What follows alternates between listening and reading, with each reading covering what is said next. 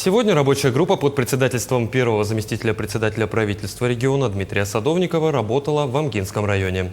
Рабочая группа произвела ревизию начала работ по дорогам, проверила реализацию национальных проектов на территории Улуса. Так, первый зампред побывал на строительстве первого этапа водоочистной станции в селе Амге, которая реализуется в рамках национального проекта «Экология» и региональной программы «Чистая вода». Во второй половине дня прошло совещание по вопросу обеспечения безопасности в противопожарный период и о ходе аварийно-восстановительных работ на автомобильных дорогах Улуса. Части реализации национальных проектов – это две водоочистные станции.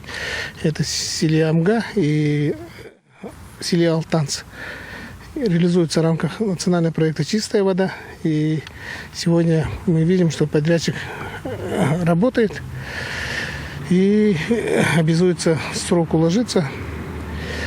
Контакт с администрацией района есть, и это очень радует. Что касается дорог, то, конечно, здесь вопросы есть.